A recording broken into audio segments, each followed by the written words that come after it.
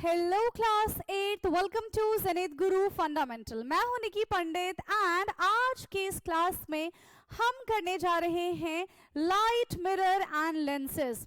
So already इससे पहले हमने काफी सारे अपने चैप्टर्स कंप्लीट कर लिए हैं अंडर क्रैश कोर्स, जिसमें हमने हर एक चैप्टर के मल्टीपल चॉइस क्वेश्चंस को अभी तक कवर किया है। एंड आज भी हम इस चैप्टर के लाइट मिरर एंड लेंस के 25 मल्टीपल चॉइस क्वेश्चन को सॉल्व करेंगे।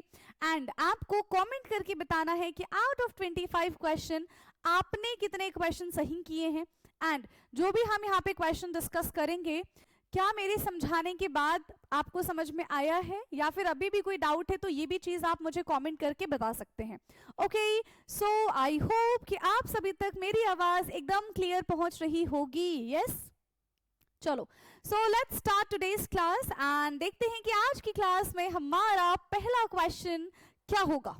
क्या है भाई? First question is okay, so first question है हमारा, beam of light striking the reflecting surface is called. Beam of light you know क्या होता है कि एक रे आ रही है लाइट की, ठीक है, एंड वो एक ऐसे सरफेस पे टकरा रही है जिससे वो जाके रिफ्लेक्ट हो जाए। जैसे कि पीछे आपको यहाँ पे क्या दिख रहा है? मिरर। तो यहां से अगर लाइट आएगी, यहां पे टकराएगी और ये ऐसे करके चली जाएगी, ठीक है। तो बीम ऑफ लाइट स्ट्राइकिंग, जो लाइट स्ट्राइक कर रही है एक सरफेस पे, उसको हम क्या बोलते हैं? यस, उसको हम क्या बोलते हैं? क्या बोलते हैं बेटा? जल्दी बता दो। उसको हम क्या बोलेंगे? रिफ्लेक्टिंग रे, इंसिडेंट रे, रिफ्रैक्टेड रे या फिर नॉर्मल रे? Yes, reflecting, incident, refracted and normal. Which option is correct for question number 1? कौन सा ऑप्शन यहां पे हमारा करेक्ट हो जाएगा? देखो, कह रहा ना लाइट आ रही है ना, बीम ऑफ लाइट आ रही है, तो जो लाइट आ रही होती है उसको हम कहते हैं इंसिडेंट रे। क्या कहते हैं? Incident ray. और आई, टकराई और टकरा के चली गई, है ना, बाउंस बैक होके चली गई, so that bounce back is called reflected. ठीक है, क्या कहते हैं उसको? रिफ्लेक्टेड कहते हैं। एंड एक और टर्म था ना यहाँ पे, रिफ्रैक्टेड। क्या है फिर? रिफ्रैक्टेड क्या है? एक ऐसी रे जो कि दूसरे मीडियम में पास होती है, that passes into another medium.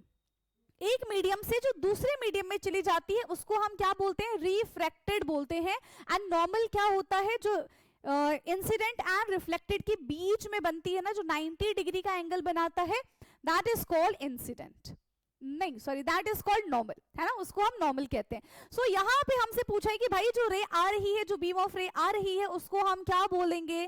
तो उसको हम बोलते हैं इंसिडेंट रे। क्या बोलते हैं? Incident ray.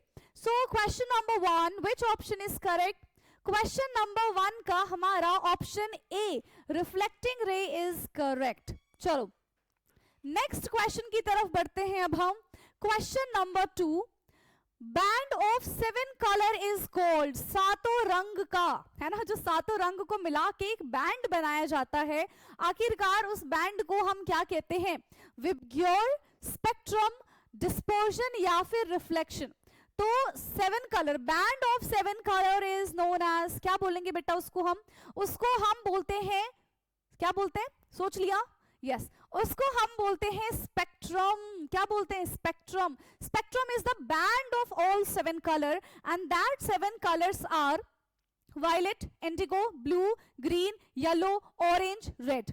ये सातों के 7 कलर है जो यहाँ पे आपको दिख जाएंगे। विबग्योर नाम से जिसको शॉर्ट फॉर्म में बुलाते हैं, है ना, शॉर्ट ट्रिक है टू लर्न कि कौन कौन से कलर हमको इन बैंड्स में नजर आते हैं, ठीक है। बट वो बैंड मिला के क्या बनाते हैं? उसको हम स्पेक्ट्रम बोलते हैं, ठीक है, उसको हम क्या बोल देंगे बेटा? स्पेक्ट्रम बोल देंगे। सो question number 2, which option is correct? Yes, कौन सा ऑप्शन यहाँ पे हमारा एकदम करेक्ट हो जाएगा? So that is option B, यानी कि spectrum. Now let's move to another question.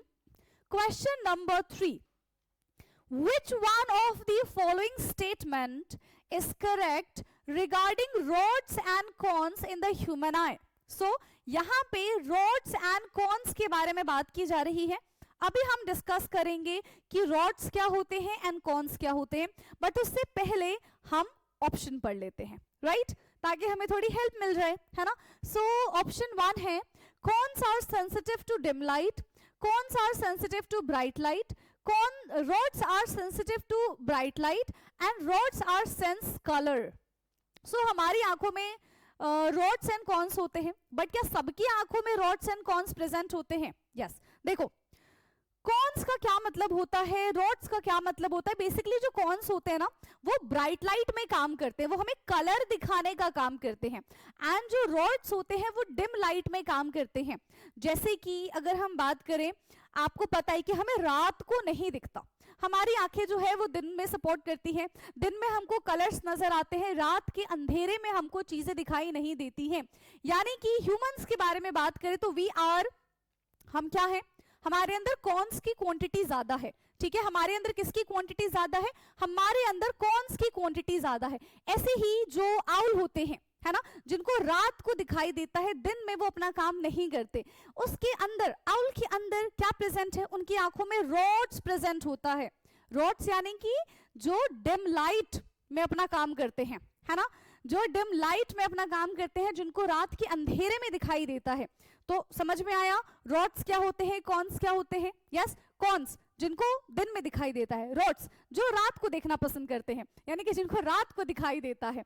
ठीक है, आया आया आया आया, समझ में आया. एंड एक और चीज, जो रॉड्स होते हैं ना उनको सिर्फ और सिर्फ ब्लैक एंड व्हाइट कलर दिखाई देता है. वो नॉर्मल कलर हमारी तरह, जैसे कि pink colour, yellow colour, green, blue, ये सारे कलर वो नहीं देख पाते, है ना, ये सारे कलर वो नहीं देख पाते, वो सिर्फ और सिर्फ ब्लैक एंड व्हाइट कलर ही देख पाते हैं. सो यहाँ पे ह्यूमंस के बारे में पूछा है, ना कि एनिमल्स के बारे में, right. So humans are con sensitive to bright light, है ना, कौन सेंसिटिव टू ब्राइट लाइट. जिनके पास कौन होता है वो दिन में कलर को विजुअलाइज कर पाते हैं, हम आराम से कलर देख लेते हैं. लेकिन वही अगर हमारी आंखों में रॉड ज्यादा प्रेजेंट होता तो हम ब्लैक एंड व्हाइट के अलावा कुछ नहीं देख पाते. ठीक है, ब्लैक एंड व्हाइट के अलावा हम कुछ भी नहीं देख पाते. Now question number 4, in case of reflection of light, the angle of incident eye and the angle of reflection are related as. क्या होता है? angle of eye is equal to angle of r, angle of r is greater than angle I, angle I is greater than angle r, या फिर no defined relation. इनके बीच में ऐसा कोई relation ही नहीं है, है ना. आप अपने बारे में मत सोचने लग जाना, क्वेश्चन पे फोकस करते हैं, सिर्फ और सिर्फ क्वेश्चन पे फोकस करते हैं. चलो, सो यहाँ पे क्या होता है, हमने लॉ पढ़ा है ना, हमने लॉ ऑफ रिफ्लेक्शन पढ़ा है. एंड पहला ही लॉ क्या कहता है बेटा? पहला लॉ कहता है, हाँ, 2 लॉ पढ़े हैं ना हमने, angle of incident is equal to reflected angle, है ना. इंसिडेंट एंगल और रिफ्लेक्टेड एंगल दोनों इक्वल होते हैं, दोनों बराबर होते हैं. सो क्वेश्चन नंबर 4 का आंसर किसको जाता है? कौन से ऑप्शन को जाता है? So option A is correct for question number 4, that is angle I is equal to angle R. Angle I is equal to angle R. ठीक है, ये हमने लॉज में पढ़ा है, मेक श्योर कि आपने भी पढ़ा होगा. ठीक, चलो नेक्स्ट क्वेश्चन पे आते हैं. Next question, so question number 5 is the image formed by camera and a simple microscope are respectively. Camera and simple microscope से कैसा यहाँ पे इमेज का फॉर्मेशन होता है? कैमरे से एंड सिंपल माइक्रोस्कोप से कैसे इमेज का फॉर्मेशन होता है? ठीक है, सो रियल एंड क्या है, रियल एंड रियल, अच्छा दोनों के दोनों रियल ही बनाते हैं, है ना. Real and virtual, virtual and virtual and virtual and real. ठीक है, ये 4 ऑप्शन है हमारे पास. कैमरा एंड माइक्रोस्कोप दोनों चीजें हैं. सी जो कैमरा होता है ना, camera real and inverted image बनाता है. ठीक है, जो हम फिल्म और सेंसर वगैरह में यूज करते हैं. वहीं अगर हम सिंपल माइक्रोस्कोप के बारे में बात करें तो वो वर्चुअल इमेज बनाता है, मैग्नीफाइड इमेज बनाता है एंड इरेक्ट इमेज बनाता है. यानी कि जैसे है वैसे ही दिखाएगा, जैसे आप शीशे में देखते हो ना खुद को, सर ऊपर पैर नीचे, तो ऐसा ही उसको हम बोलते हैं इरेक्ट, है ना. तो यहाँ पे क्या हो जाएगा, दोनों के बारे में बता दिया. कैमरा कैसी इमेज बनाता है, माइक्रोस्कोप कैसी इमेज बनाएगा. सो कैमरा हमारी रियल इमेज बनाएगा एंड माइक्रोस्कोप जो है वो वर्चुअल इमेज बनाएगा. सो विच ऑप्शन इज करेक्ट बेटा? कौन सा ऑप्शन यहाँ पे करेक्ट हो जाएगा? That is real and virtual. ठीक है, कौन सा ऑप्शन करेक्ट है यहाँ पे हमारा? real and virtual. Question number 5, option B is the correct. Let's move to another question. Question number 6. The splitting of white light into its 7 constituent color is called. 7 रंगों का बिखर जाना कहां पे दिखेगा आपको? यहां पे दिखेगा, ये देखो 7 रंग यहाँ पे, 7 रंग, 7 कलर यहाँ पे क्या हो गए हैं? बिखर गए हैं. दिस बिखरना is called refraction, dispersion, deviation या फिर रिफ्लेक्शन. क्या कहते हैं? 7 रंगों का बिखर जाना क्या कहलाता है बेटा? It is called dispersion. क्या हो गया यहाँ पे? स्प्लिटिंग हो गई है. Splitting of white light into 7 colour is known as dispersion. ठीक है. और 7 कलर कौन कौन से होते हैं? उसका ट्रिक क्या है? विबग्योर. क्या है ट्रिक उसका? विबग्योर. ठीक, clear. So for this question which option is correct? बता दो जल्दी. अब तो बता दोगे कौन सा ऑप्शन करेक्ट हो जाएगा इस क्वेश्चन के लिए? डिस्पर्शन. यानी कि option B is the correct answer. Option B हमारा यहाँ पे एकदम करेक्ट है. Now next question, question number 7. When we stand in front of our dressing table, ठीक है, बिल्कुल खड़े हो जाओ, जाके अपने ड्रेसिंग टेबल के सामने बिल्कुल जाके खड़े हो जाओ. जैसे कि ये जो लड़की है ये खड़ी है ना. आप खुद इमेजिन कर लो कि आप हो ये, एंड फिर बॉय बोलेंगे मैम आपने सिर्फ गर्ल्स के बारे में सोचा. तो आप भी अपने आप को इमेजिन कर लो ना. ठीक है, आप भी अपने आप को इमेजिन कर लो कि आप बिल्कुल शीशे के सामने खड़े हो, है ना. And our left hand seems to be right and our right hand seems to be left. this is called देखो इसने ये वाला हाथ अपनी पॉकेट में रख रखा है ना. इसने ये वाला हाथ अपनी पॉकेट में रख रखा है, तो इधर ये वाला होगा, जबकि ये होना चाहिए था. सोचो आप किसी के सामने खड़े हो, है ना. आप मेरे सामने खड़े हो, मैं बोलूंगी कि हैंडशेक कर लो मेरे से, है ना. अगर मैंने कहा कि भाई मेरे से हैंडशेक कर लो, तो अगर मैंने ऐसे किया तो आप क्या करोगे? आप उधर से ऐसे अपना हाथ लेकर आओगे ना, ऐसे करोगे. तो अगर मेरा ये वाला हाथ गया, ठीक है, तो आपका भी यही वाला हाथ आएगा ना. लेकिन अगर मैं मिरर में हूं, जैसे कि अभी बिल्कुल मेरे सामने कैमरा है ना, मेरे सामने कैमरा है और आप कैसे देखोगे? मैं ही देखूंगी सारी चीजें. ठीक है, तो मैंने अगर ये वाला हाथ खड़ा किया ना, तो कैमरे में ना इधर वाला हाथ मेरा खड़ा हो रहा है. ठीक है, इधर वाला हाथ. तो ये सब क्या है? ये सब क्या है? यही तो हमको मिरर में दिखता है. इसको हम क्या बोलते हैं? इसको हम बोलेंगे लेफ्ट राइट कंफ्यूजन. भाई कंफ्यूजन हो गया है, हम समझ ही नहीं पा रहे कि कौन सा लेफ्ट है कौन सा राइट है. फटाफट से शीशे के सामने चले जाओ. ठीक है, फटाफट से शीशे के सामने चले जाओ, है ना. और वहां पे ऐसे करो, हाई करो अपने आप को, हाई. और आप देखो कि आपने कौन सा हाथ उठा के अपने आप को हाई किया है, और आपका जो इमेज है वो कौन सा हाथ उठा के आपको बाय कर रहा है. ठीक है, तो क्या है इसका रीजन? लेफ्ट राइट कंफ्यूजन हो गए, है ना. उसको भी कंफ्यूजन हो गया, इमेज को भी हमारे कंफ्यूजन हो गया, है ना. लेटरल इन्वर्जन कहते हैं इसको हम. अपसाइड एंड डाउन फिनोमेना कहते हैं, या फिर मिराज कहते हैं. क्या कहते हैं बेटा इसको हम? यस, क्या बोलेंगे इसको भाई? कंफ्यूजन तो देखो नहीं है. सबसे पहली बात, कंफ्यूजन नहीं है. जब राइट का लेफ्ट एंड लेफ्ट का राइट हमको दिखने लग जाता है, that is called lateral inversion. इस फिनोमेना को हम लेटरल इन्वर्जन कहते हैं. So for this question option B हमारा करेक्ट हो जाएगा, दैट इज लेटरल इन्वर्जन, है ना. ऑप्शन बी हमारा करेक्ट है. बढ़े नेक्स्ट क्वेश्चन पे. यस मैम, चलो भाई. सो question number 8 is rainbow is the natural phenomena. Of course, and आप सबको रेनबो पसंद है, मुझे भी रेनबो पसंद है ना. ऐसा ही दिखता है, कहा गया ऐसा ही दिखता है रेनबो. 7 रंग उसमें एग्जैक्ट हमको नहीं दिख पाते, बट हाँ ऐसा ही दिखता है, ऐसे ही कलर्स होते हैं रेनबो में. ठीक है, तो rainbow is the natural phenomena showing. वो नेचुरल फिनोमेना तो है, बट वो क्या चीज शो कर रहा है? रिफ्लेक्शन, ठीक है, डिफ्लेक्शन, डिस्पर्शन या फिर डाइवर्जन?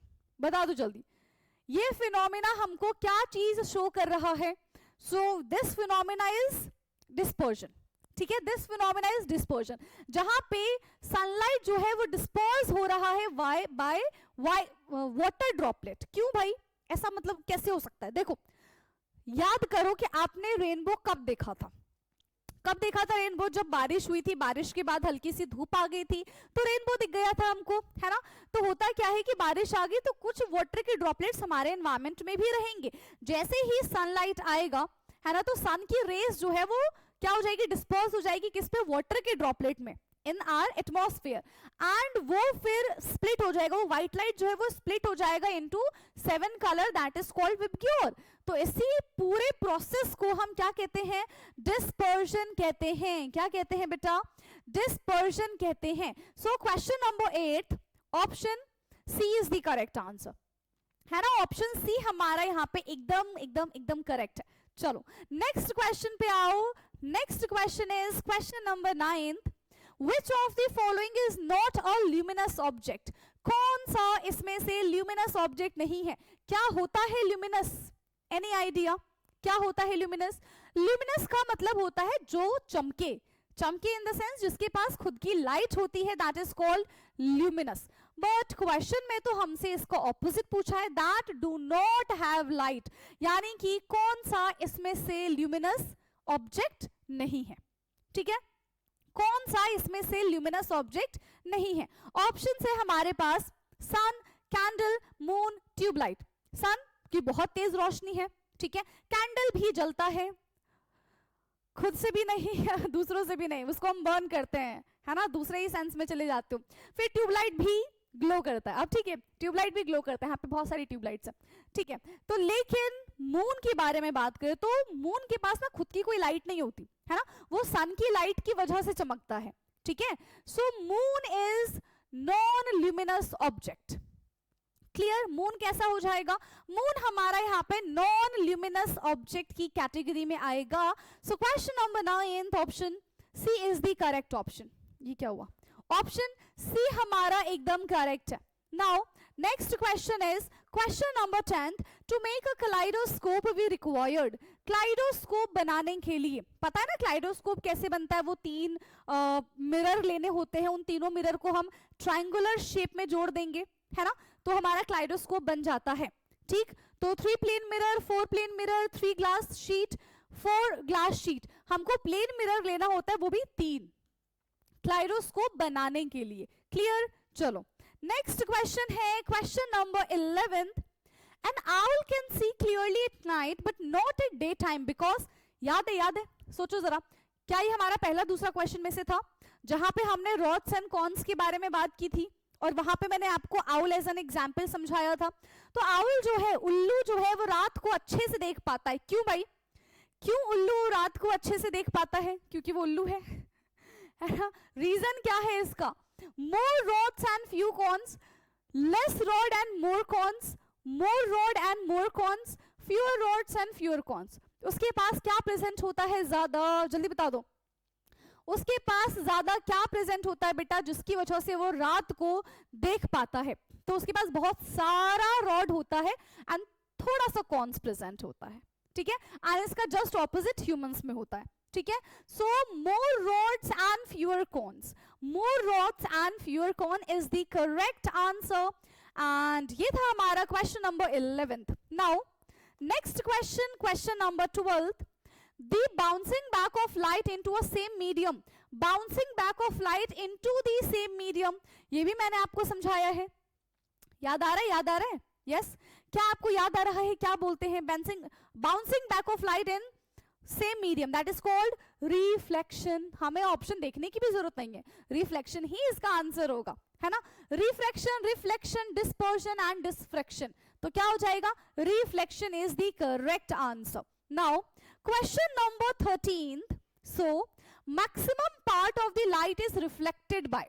ज्यादातर लाइट कौन रिफ्लेक्ट करता है, रिफ्लेक्ट मतलब लाइट आई और वापस से भेज देना, है ना, उसको हम कहते हैं रिफ्लेक्शन। वापस से भेजना इज कॉल्ड रिफ्लेक्शन, उसको एब्जॉर्ब कर लेना इज नॉट रिफ्लेक्शन, ठीक है। चलो, so opaque object, translucent object, transparent object या फिर ऑल ऑफ दिस।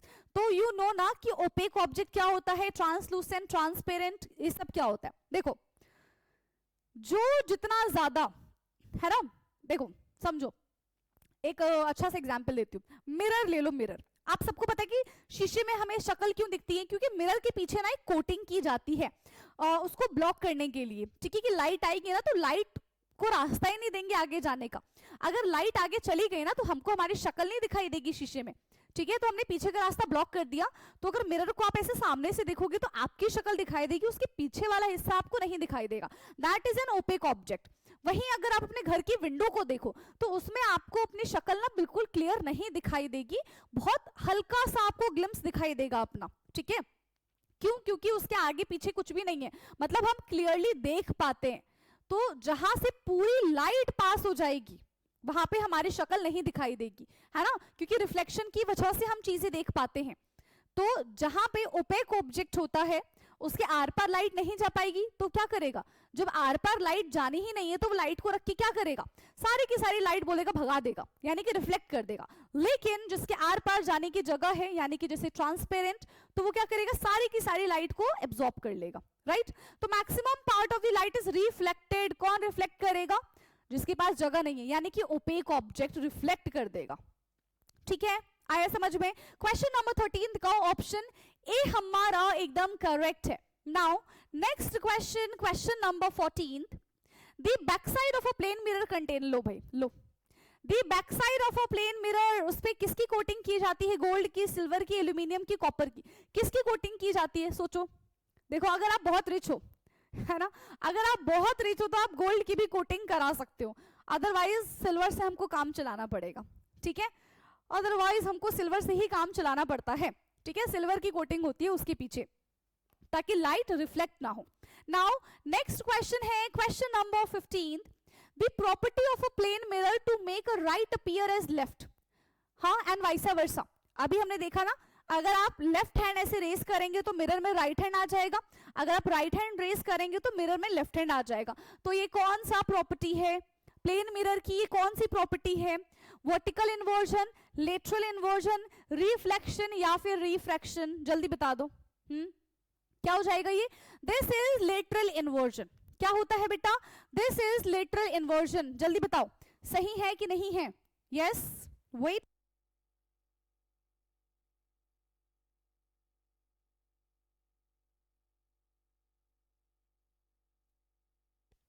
हो गया। Question number 15, option B is the correct answer. Now next question है question number 16, an instrument that enable us to see things that are too small to see with the naked eyes is called, कोई ऐसी चीज है जो बहुत छोटी है but हम उसको देख पा रहे हैं, तो किसकी हेल्प से हम वो चीज देख पाएंगे, यस किसकी हेल्प से हम उस चीज को देख पाएंगे, माइक्रोस्कोप, पेरिस्कोप, क्लाइडोस्कोप या फिर नन ऑफ दीज, किसकी हेल्प से देख पाएंगे। तो छोटी चीज को हम माइक्रोस्कोप से देख पाते हैं, वो हमें जूम करके दिखा देता है ना। बहुत छोटी चीज जो हम अपने नॉर्मल आंखों से नहीं देख पा रहे हैं वो हम किससे देखते हैं बेटा, वो हम माइक्रोस्कोप से देखते हैं। सो फॉर क्वेश्चन नंबर 16 का ऑप्शन ए हमारा एकदम करेक्ट हो जाएगा। And next question is question number 17, Which of the following will produce a regular reflection, कौन सा यहाँ पे रेगुलर रिफ्लेक्शन शो करेगा, ट्री लीफ, वुड, वॉल या फिर मिरर। रेगुलर रिफ्लेक्शन कौन सी चीज यहाँ पे शो करने वाला है, any idea, yes any idea about this question, कौन शो कर सकता है, जो बिल्कुल शाइनी हो, जो बिल्कुल प्लेन हो, एंड कौन है यहाँ पे बिल्कुल प्लेन, ट्री तो नहीं है, वुड भी नहीं है, वॉल भी नहीं है, मिरर है ना, जो जितना ज्यादा स्मूथ होगा, जो जितना ज्यादा से क्या बोलते हैं उसको, स्मूथ बोलते हैं यही ना, हाँ प्लेन होगा, तो वो क्या करेगा, वो उतनी तेजी से लाइट को रिफ्लेक्ट कर देगा, भगा देगा, ऐसे चौके छक्के मार देगा, ठीक है। So for this question, question number 17, option D यानी कि mirror is the correct answer, ठीक है, आ रही है ना आवाज, mirror is the correct answer. Now next question पे चलेंगे अब हम, question number 18, the phenomena of breaking up white light into 7 constituents, क्या बोलते हैं उस फिनोमेना को, व्हाइट लाइट को 7 रंगों में कन्वर्ट कर देना, ठीक है। ये तो देखो हमने डिस्कस ऑलरेडी कर लिया है, बस दूसरे तरीके से हमसे पूछा है, वो भी आसान तरीका ही है। Reflection of light, refraction of light, dispersion of light and radiations of light, क्या बोलते हैं इसको, डिस्पर्शन बोलते हैं, यस क्या बोलते हैं बेटा इसको, हम डिस्पर्शन ऑफ लाइट बोलते हैं, ठीक है, dispersion of light. So question number 18 का ऑप्शन सी हमारा एकदम करेक्ट है।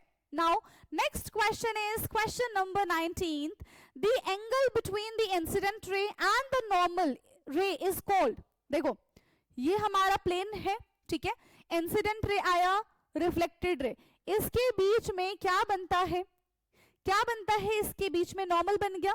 सो द एंगल बिटवीन, देखो ये आई है, ये हमारा आर है, ठीक है, एक हमारा यहाँ पे आई हो गया, एक हमारा यहाँ पे आर हो गया। क्या बोल रहे हैं, the angle between the incident ray and the normal, incident ray और नॉर्मल के बीच में, इंसिडेंट रे एंड नॉर्मल के बीच में कौन सा एंगल बन रहा है। यस, आपके ऑप्शंस है रिफ्लेक्शन, रिफ्रैक्शन, ट्रांसमिशन या फिर इंसिडेंट। कौन सा एंगल बन रहा है यहाँ पे, जल्दी देख लो। यस, फटाफट से देखिए और बताइए कि कौन सा एंगल यहाँ पे बन रहा है। दैट इज कॉल्ड इंसिडेंस, है ना, this is called incidence angle, ठीक है, क्या हो जाएगा, this is called incidence angle. यानी कि for this question, question number 19, option D is the correct, option D यहाँ पे हमारा एकदम करेक्ट हो जाएगा। ओके, चलो नेक्स्ट क्वेश्चन है question number 20, a candle is 30 centimetre height, ठीक है, कैंडल की जो हाइट है वो कितनी है, 30 सेंटीमीटर है। What is the height of its image in a plane mirror, तो प्लेन मिरर में उसकी इमेज कितनी हो जाएगी। यस, अगर रियल ऑब्जेक्ट आपका 30 सेंटीमीटर का है ना, तो प्लेन ये मिरर में उसकी ऑब्जेक्ट कैसे दिखेगी, उतनी ही दिखेगा, चेंज हो जाएगी क्या, नहीं, डिस्टेंस चेंज, मतलब डिस्टेंस भी सिमिलर होता है बट अगर एडिशन करेंगे सो दैट विल चेंज, लेकिन हाइट जितनी है उतना ही हमको मिरर में भी नजर आएगा। यानी कि अगर 30 सेंटीमीटर हाइट है तो यहाँ पे भी जो इमेज बनेगी वो भी 30 सेंटीमीटर की ही बनेगी, ठीक है, जो इमेज बनेगी वो भी 30 सेंटीमीटर की ही बनेगी। नाउ नेक्स्ट क्वेश्चन है हमारा क्वेश्चन नंबर 21। सो क्वेश्चन 21, चलो, अ टॉय इज प्लेस, ठीक है, a toy is placed at 10 centimeter in front of the plane mirror. What is the distance or the image from the mirror? अच्छा, जिस question के बारे में अभी मैं आपको बता रही थी वो यही क्वेश्चन है, ठीक है, वो यही क्वेश्चन है आपका। क्या कहा जा रहा है यहाँ पे, देखो ये मिरर है ना, जैसे यहाँ पे आपको दिख रहा है ये मिरर है। अब अगर कोई टॉय है, मान लो ये है ना, ये है, यहाँ पे अगर मिरर से 10 सेंटीमीटर की दूरी पे खड़ी है, मिरर के सामने 10 सेंटीमीटर की दूरी पे खड़ी है, so what is the distance of the image from the mirror, mirror से इमेज की डिस्टेंस कितनी होगी, तो अगर आप मिरर से 10 सेंटीमीटर दूर खड़े हो तो आपकी इमेज भी मिरर के पीछे 10 सेंटीमीटर बन जाएगी, ठीक है, आपकी इमेज भी मिरर के पीछे 10 सेंटीमीटर बन जाएगी। क्लियर है। सो क्वेश्चन नंबर, एडिशन नहीं कर देना यहाँ पे, question number 21 option C is the correct, that is 10 centimetre, यानी कि सी ऑप्शन करेक्ट हो जाएगा। चलिए नाउ नेक्स्ट क्वेश्चन है question number 22, two mirror A and B are place is right angle, ठीक है, दो मिरर है हमारे पास, उनको हमने कैसे रख दिया, राइट एंगल पे रख दिया एक दूसरे से। A ray of light incident on mirror A at an angle of 25 degree falls on a mirror B. After reflection, the angle of reflection for the ray reflecting from the mirror B would be, oh my god, कितना difficult question पूछ लिया हमसे, हैं? ऐसा लग रहा है कितना डिफिकल्ट क्वेश्चन पूछा है हमसे। कितने का एंगल बता रहे, 25 डिग्री का। मान लो आपके पास दो मिरर है, ठीक है, दो मिरर है और उसको हमने 90 डिग्री पे लगा दिया, यही बोला है। हमारे पास दो मिरर है, mirror A and mirror B, जिसको हमने 90 डिग्री एंगल पे लगाया है, ठीक है, और ray of light incident on a mirror A at angle of 25, इस पे लाइट आई कितने डिग्री से, 25 डिग्री का एंगल बना रही है, ठीक है, on mirror B after the reflection, okay, the angle of reflection for the ray reflecting from mirror B would be C. देखो उन्होंने एक ही चीज को दो बार बताया हमको, क्या कह रहे हैं, दोबारा से इस लाइन को पढ़ो, at an angle A of 25 fall on the mirror B, mirror B पे 25 डिग्री का एंगल आ रहा है, मिरर बी पे 25 डिग्री का एंगल आ रहा है, द एंगल ऑफ रिफ्लेक्शन, अगर इंसिडेंट रे 25 है तो रिफ्लेक्शन भी कितना हो जाएगा, यस, अगर इंसिडेंट हमारा 25 है बेटा तो रिफ्लेक्शन कितना हो जाएगा, रिफ्लेक्शन इज सेम, क्योंकि angle of incidence is equal to angle of reflection, ठीक है, angle of incidence is equal to angle of reflection, यहां पे भी 25 ही होगा। क्वेश्चन नंबर 22 का option A is the correct answer. Now next question है question 23, type of mirror used as a side view mirror, है ना, जैसे आप स्कूटी चलाते होंगे, कार चलाते होंगे, है ना, चला तो लेते होंगे भाई, ठीक है, जबकि चलानी नहीं चाहिए।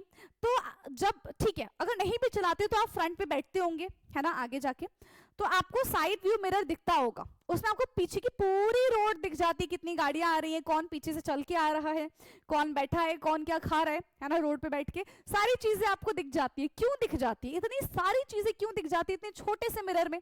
कौन सा मिरर है वो? यस, कौन सा मिरर है जो बड़ी सी चीज को छोटा करके दिखा देता है? कौन सा मिरर है वो? Convex mirror, plane mirror, concave mirror, ground mirror? Ground mirror, बता दो कौन सा मिरर है? That is called convex mirror. कौन सा मिरर है बेटा? कॉन्वेक्स मिरर है, convex mirror. Question number 20, question number 23, option A is correct, ठीक है, एकदम करेक्ट है। Now next question is question number 24, the nature of the image, the nature of the image formed by a plane mirror। Plane mirror कैसे image का formation करता है? हाँ, जाओ फटाफट से फिर से शीशे के सामने जाके खड़े हो जाओ। हाँ, फिर से मिरर के सामने जाके खड़े होंगे और देखेंगे कि कैसी इमेज बनती है। लेफ्ट का राइट, राइट का लेफ्ट, ये हमने देख लिया, ठीक है।